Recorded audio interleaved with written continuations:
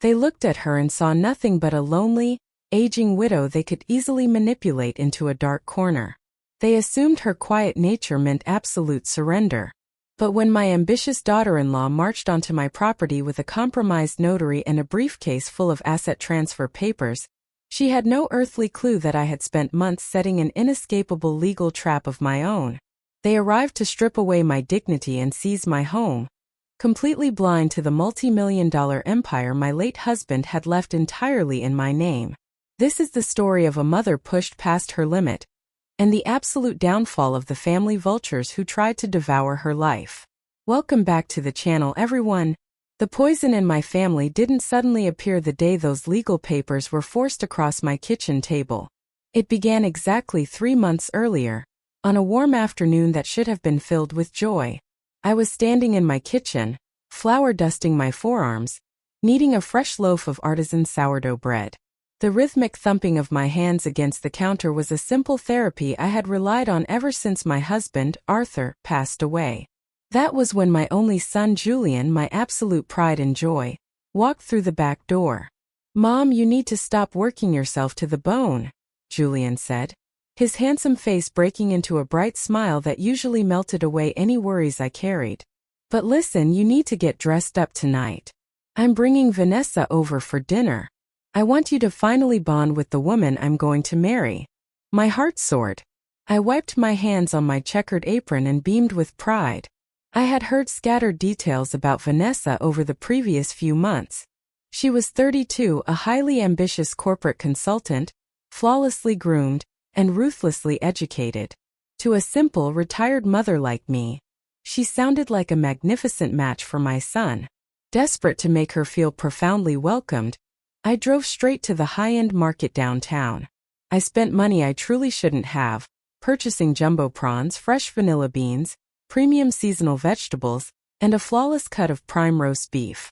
I stayed up late into the night preparing a spectacular feast. My ankles were swollen and my lower back throbbed, but I kept picturing a beautiful, unified family dinner.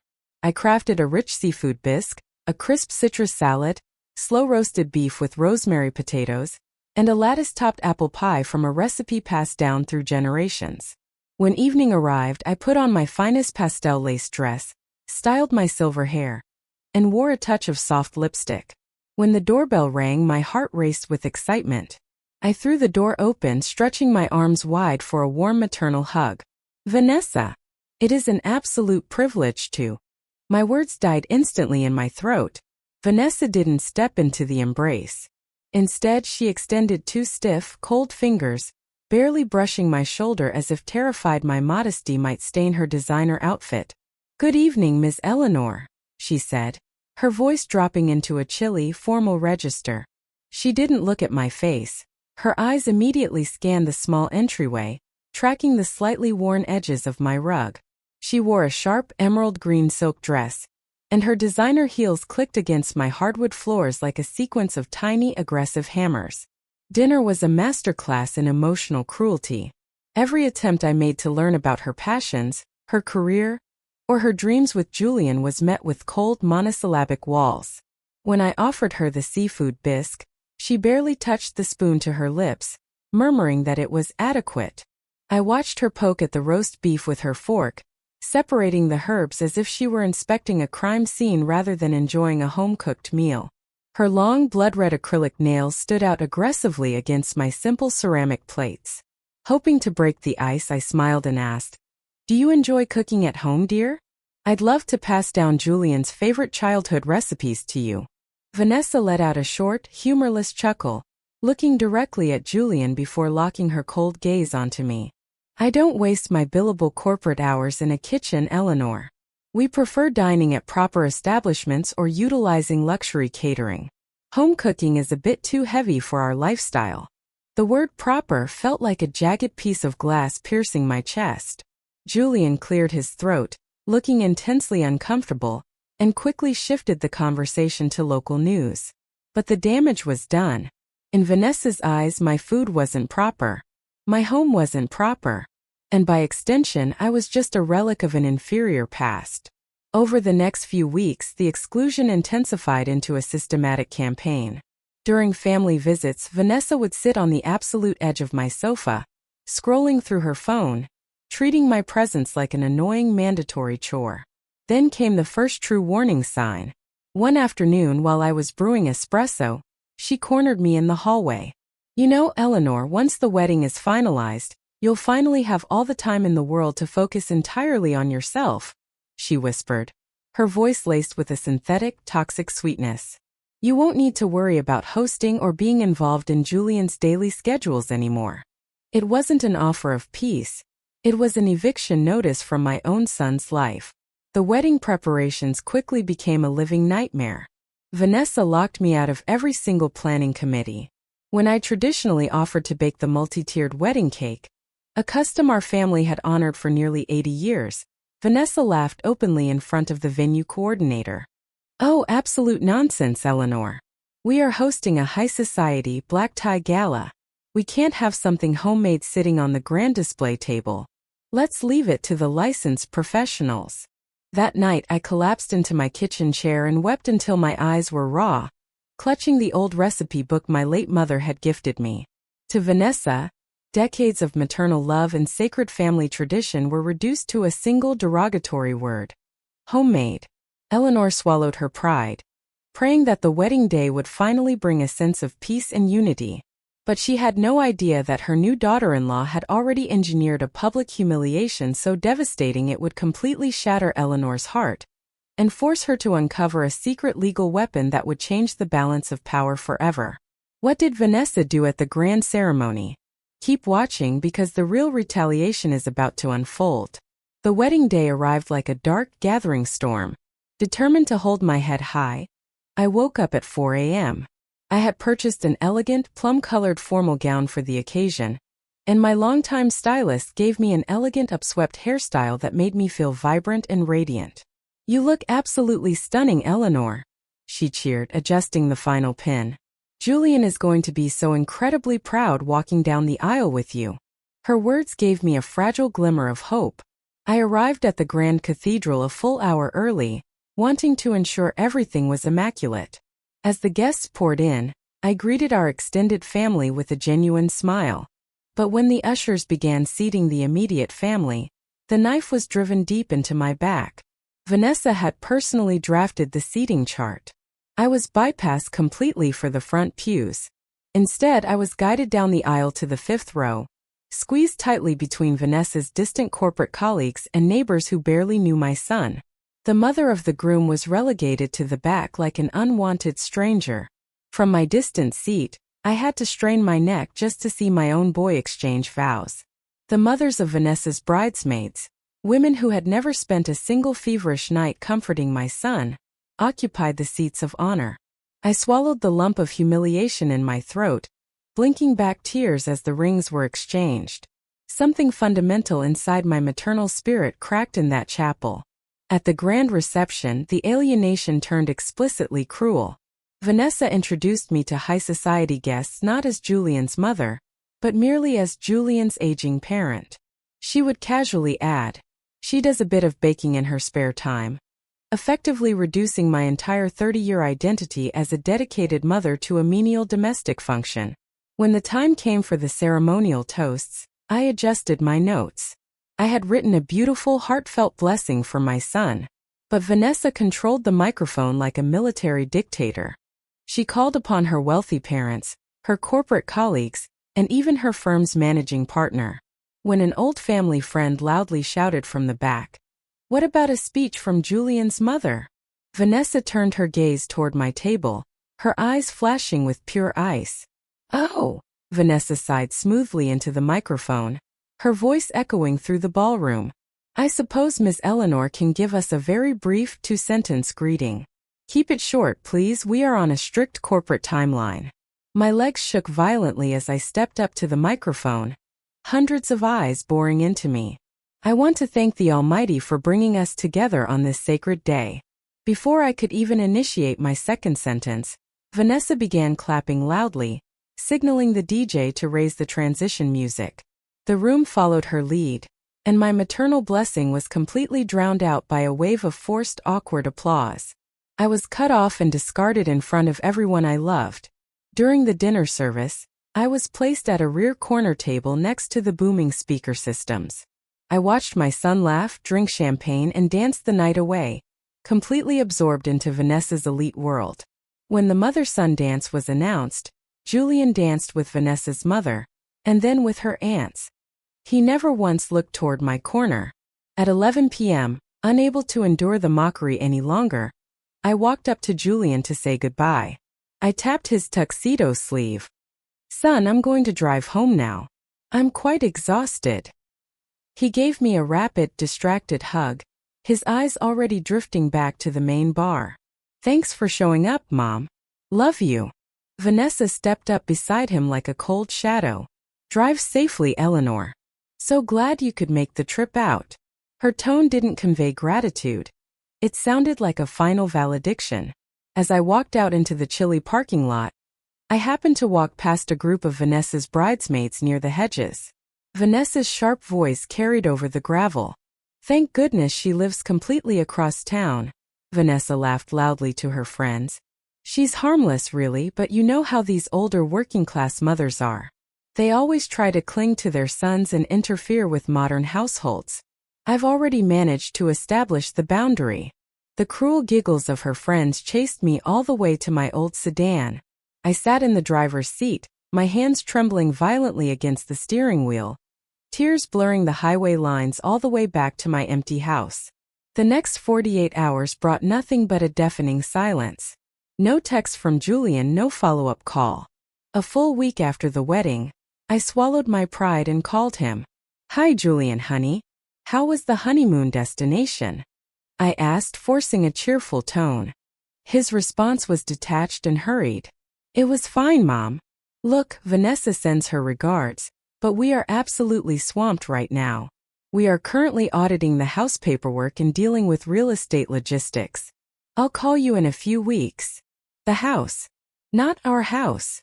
Not my house. Just an abstract piece of property.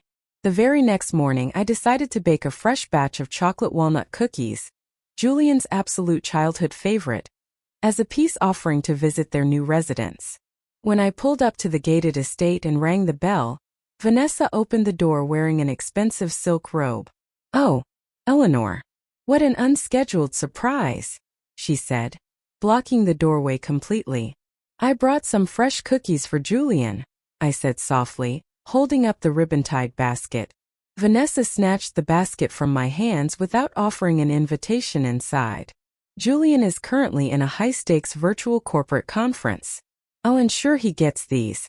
Have a pleasant drive back, Eleanor."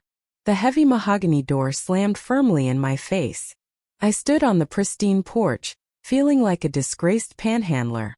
It was in that exact moment of absolute rejection that the memory of my late husband, Arthur, rushed back to me. Before Arthur passed away from illness 5 years prior, he had grabbed my hand in the hospital room and whispered, "Eleanor, listen to me carefully. A storm will come when I'm gone. Do not let anyone run over you. You are far more powerful than you realize, and I have made sure you will never have to beg for a single scrap of respect." The next morning, I did something I hadn't done since his funeral. I walked into my master closet, moved the floorboards, and pulled out Arthur's heavy iron lockbox. I input the combination and sorted through the standard documents, wills, life insurance, marriage certificates. And then at the absolute bottom, I pulled out a thick, wax-sealed manila envelope that I had completely overlooked. It was a pristine legal deed for an expansive property in eastern Washington. My breath caught in my throat as I read the updated legal appraisal. Arthur had secretly inherited a massive 500-acre fully operational cattle ranch and agricultural estate from his late uncle. Because of a strict, ironclad clause in his family lineage, the entire asset bypassed standard probate and belonged solely and exclusively to me, Eleanor. The modern valuation of the land, the water rights, the cattle inventory, and the timber assets was astronomical, worth tens of millions of dollars. The revenue from the ranch operations alone was generating a massive passive income that had been accumulating in a private, locked trust account. I sat on the floor holding the golden seal of the deed, a slow, powerful smile spreading across my face. I wasn't a poor, helpless widow dependent on a corporate daughter-in-law's mercy. I was one of the largest private landholders in the county. I made an immediate vow. I would keep this asset completely hidden. Not a word to Julian. Not a whisper to Vanessa. This would be my ultimate shield. Armed with a multi-million-dollar secret, Eleanor watched as Vanessa and Julian began circling her modest home like ravenous sharks. They were about to launch a psychological campaign to force her into a high-security nursing home and seize her bank accounts. But they had no idea they were walking straight into a legal minefield. What happened when Julian tried to force his mother's hand? Stay tuned because the trap is about to spring shut. Within 48 hours of discovering the deed, the predatory phone calls began. Vanessa started calling me multiple times a day, her voice dripping with the terrifying synthetic warmth. "Eleanor, darling," she would purr over the line.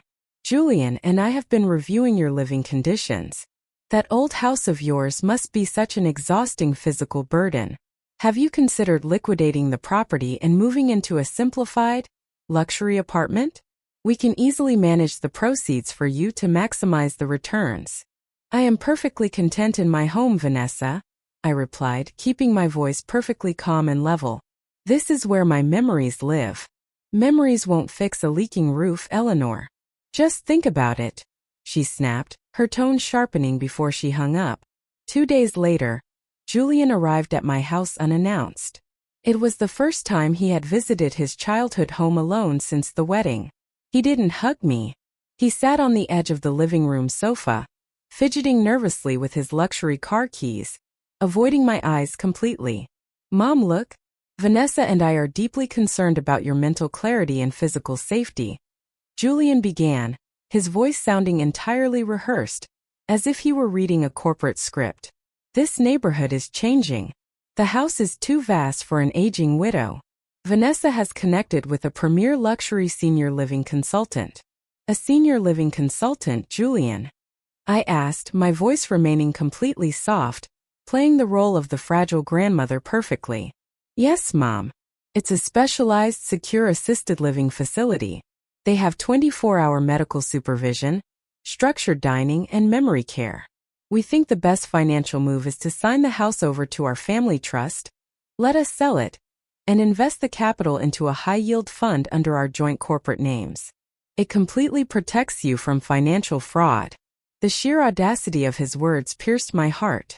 My own flesh and blood, the boy I had raised on single meals and late-night prayers, was sitting in my living room trying to gaslight me into surrendering my home so his wife could control the liquidation cash. "And what if I refused to leave my home, son?" I asked quietly. Julian's face hardened, a flash of Vanessa's aggressive corporate training showing through his features. "Mom, be realistic. If you become stubborn, we might have to involve state evaluation services to assess your cognitive capabilities. We are just trying to do what is best for you before you make a costly mistake." It was a direct threat. They were prepared to legally declare me incompetent to seize my assets. The moment Julian walked out the door, I picked up my phone and called Rachel, my closest friend of 45 years. Rachel's husband, Anthony, was a retired union representative, and they were the only people I could trust completely. "Rachel, it's happening," I said, my voice steady but intense. "They are moving to take the house and lock me away." "Not on my watch, Eleanor." Rachel barked over the phone. "Tomorrow morning at 8 a.m., Anthony and I are picking you up. We are taking you straight to downtown Seattle to meet Robert Hayes. He's the most fierce elder asset protection attorney in the state. Do not sign a single piece of scrap paper tonight." The next morning, we walked into the sleek corporate office of Mr. Robert Hayes. He was a distinguished, sharp-eyed attorney with decades of experience dismantling family estate scams. I laid out my standard house documents, the predatory timeline, and finally the pristine 500-acre ranch deed. Mr. Hayes adjusted his glasses, his eyes widening as he reviewed the ranch documentation. "Miss Eleanor, this ranch asset is an absolute fortress, and the behavior you are describing from your daughter-in-law is a textbook psychological coercion pattern. They isolate the elder parent, manufacture a false narrative of cognitive decline, present a forced solution, and seize the signature before independent counsel can intervene." "What do we do, Mr. Hayes?" I asked. A fierce, brilliant smile spread across the attorney's face. We do not run, Miss Eleanor. We build a trap. First, we will quietly establish an unalterable, private, irrevocable trust that moves your home and the ranch completely out of reach.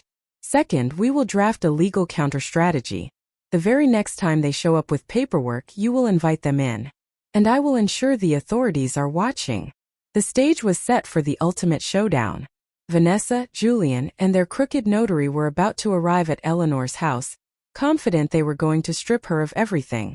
They had no idea that a hidden camera, an elder fraud investigator, and a multi-million-dollar surprise were waiting for them in the living room. Keep watching, because you do not want to miss the exact moment the smug smiles are wiped off their faces. On Saturday afternoon, exactly at 2 p.m., a luxury SUV pulled into my driveway. I stood by the window, adjusting a hidden digital voice recorder that Rachel had tucked into my apron pocket. Vanessa stepped out, her face radiant with a triumphant, predatory smugness. Beside her was Julian, looking pale and conflicted, followed by a thin, slick-looking man carrying a heavy leather briefcase. This was Paul, the notary Vanessa had bought and paid for to expedite the paperwork. I opened the door, deliberately letting my shoulders slump, projecting the image of a defeated, broken old woman. "Come in, everyone," I whispered softly. "Oh, Eleanor, you look so wonderfully cooperative today." Vanessa beamed, stepping into the living room and immediately occupying my late husband's favorite armchair. She signaled Paul, who opened his briefcase and laid out 3 thick stacks of legal documents across my coffee table. "Miss Eleanor," Paul the notary said, offering an oily professional smile. "To simplify your life, we have drafted a comprehensive property quitclaim deed, an immediate asset liquidation transfer, and an irrevocable power of attorney that grants Vanessa and Julian total governance over your financial and medical decisions if you display any signs of exhaustion." "And the assisted living home?" I asked, my voice trembling with practiced fragility. Vanessa slid a glossy brochure across the table. "We've reserved a lovely high-security suite for you, Eleanor. It's beautiful. You'll have a lovely window view. You just need to sign right here, here, and here. Let's get this resolved before the weekend ends." She slid a heavy gold-plated pin across the table. It felt like a loaded weapon aimed directly at my life. I picked up the pen, my hand shaking deliberately. "And if I sign this, I can never change my mind? I can never come back to my home." "It's for your own protection, Mom," Julian muttered, looking down at the carpet, unable to meet my eyes. "Bad actors out there could scam you. This locks everything down safely with us." "Yes," I said, lifting my head high, my voice suddenly losing all of its shaking fragility and turning into a razor-sharp, booming register. "It certainly does lock things down. Which is exactly why I invited a few secondary witnesses to review these proper documents." Vanessa blinked, her smug smile faltering. "What are you talking about?" Right on cue, the side door to my dining room swung open. Mr. Robert Hayes stepped into the living room, flanked by an investigator from the prosecuting attorney's office, holding a high-definition recording camera. Rachel and her husband, Anthony, stepped in right behind them, blocking the main exit. Paul the notary froze, his face turning an ash-gray color within seconds. "What is the meaning of this?" Vanessa shrieked, springing up from the armchair. "Who are you people? Julian, get these intruders out of our house." "Sit down, young lady," Mr. Hayes commanded, his voice carrying the immense weight of legal authority. "My name is Robert Hayes, independent legal counsel for Ms. Eleanor. And this is Investigator Daniel Harris from the Elder Fraud and Economic Crimes Division." Investigator Harris lifted his badge and focused the camera directly on the paperwork spread across the table. "This session is currently being recorded as official evidence in an active investigation into real estate coercion and grand larceny asset exploitation." Julian stepped back, his face completely drained of color. "Mom, what is this? What did you do?" "I protected myself from the vultures I raised," I said coldly. Paul the notary frantically grabbed his briefcase, attempting to slide toward the hallway. I was merely brought in to provide basic notary validation. I have no knowledge of the family dynamics. I'm leaving." Anthony stepped firmly into his path, his broad shoulders completely sealing the exit. "You aren't going anywhere, buddy. Sit back down." Mr. Hayes pulled a thick, authenticated folder from his own bag, and slammed it onto the coffee table right on top of Vanessa's fraudulent contracts. "Let's discuss real assets, shall we?" Mr. Hayes announced loudly. "Vanessa, you have spent 3 months attempting to illicitly liquidate this modest, $400,000 residential home. In doing so, you have exposed your criminal intent to an active fraud investigator. But what you failed to realize due to your staggering arrogance is that Miss Eleanor is the sole owner of the historic Valley Ranch, valued at an appraised market minimum of $42 million. The silence that followed was absolute. You could hear the distant ticking of the kitchen clock. Vanessa's mouth fell open, her eyes dancing between the certified ranch deed and my face. $42 million? A ranch? Julian. Did you know about this? Julian looked completely bewildered, staring at the documents like they were written in an alien language. No. Dad never told me. Your father left it exclusively to me because he knew your character was weak, Julian, I said, looking directly into my son's trembling eyes. He knew that the moment a shiny, greedy distraction came into your life, you would be willing to discard your own mother to please her. You worried about my poverty, my incompetence, and my aging mind. But the reality is, I could buy and sell your entire corporate firm 10 times over before breakfast. Vanessa took a deep, desperate breath, her predatory nature instantly trying to pivot into survival mode. She dropped to her knees right in front of my chair, her face contorting into a forced, weeping mask. "Oh, Mom. Eleanor. Please, it was an absolute misunderstanding. We didn't know you had this kind of responsibility. We were just so stressed about your safety. We can manage the ranch together as a family. Let me help you run the estate administration." I looked down at her glossy red nails, her fake tears, and her transparent greed. I stood up, completely radiating the dignity and power I had reclaimed. "Get out of my sight," I said. Eleanor's ultimate stand didn't just save her home. It triggered an absolute collapse of Vanessa's house of cards. The criminal consequences were immediate. The marriage was shattered, and Eleanor transformed her massive inheritance into a movement that swept across the entire country.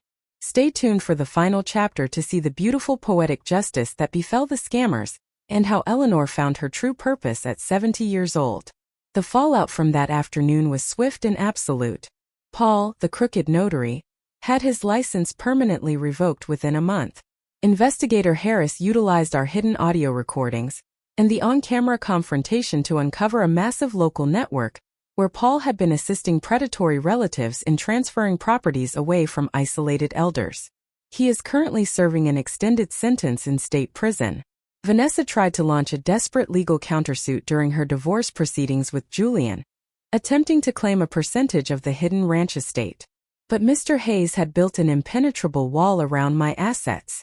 Because the ranch was a direct, lineage-protected inheritance held in an unalterable trust, she didn't receive a single penny. Realizing she had exposed her true criminal nature and completely ruined her social standing, she quietly packed her bags and fled the state, likely hunting for her next unsuspecting target. Julian was left with the absolute ruin of his choices. He visits the ranch every single Sunday afternoon, completely alone. He sits on the porch looking out over the 500 acres of thriving land, trying to rebuild the maternal bridge he eagerly helped burn down. Our conversations are long, quiet, and filled with heavy, tearful apologies from his side. I have offered him my maternal forgiveness because I refuse to carry bitterness in my soul, but I have withheld my trust. Trust is an asset that cannot be granted through a single apology. It must be earned through a lifetime of consistent, respectful action. As for me, I celebrated my 71st birthday right here on the grand wraparound porch of the ranch house, surrounded by my true family, Rachel, Anthony, and Mr. Hayes. We transformed the massive main house of the ranch into the Arthur and Eleanor Foundation for Elder Autonomy. We utilized the immense passive revenue from the cattle and timber operations to build a fully funded, free legal and physical sanctuary for aging women who are facing psychological coercion, financial exploitation, or family abandonment. Every single week, women from all over the country arrive at our gates with small suitcases and heavy hearts. They sit in my kitchen, they drink warm chamomile tea from my ceramic cups, and they receive elite, free legal protection to fight back against the vultures in their own families. I used to think that turning 70 meant the fading of the light. I used to believe that silence was my only shield to keep the peace. But I was completely wrong. Silence is gold, but standing up and roaring for your boundaries is a diamond. My name is Eleanor. I am 71 years old, and this is my absolute declaration of independence. Self-respect has no expiration date, and your voice is a weapon that can never be taken away unless you willingly surrender it. Remember who you are. Keep your guard up, and never let anyone make you feel invisible. What an incredible journey of justice and self-respect. Eleanor's story reminds us that family should be a safe haven. But when boundaries are crossed, we must find the strength to stand firm. Now we want to hear from you, our incredible community. What do you honestly think about Eleanor's choice to keep her millions hidden until the absolute last second?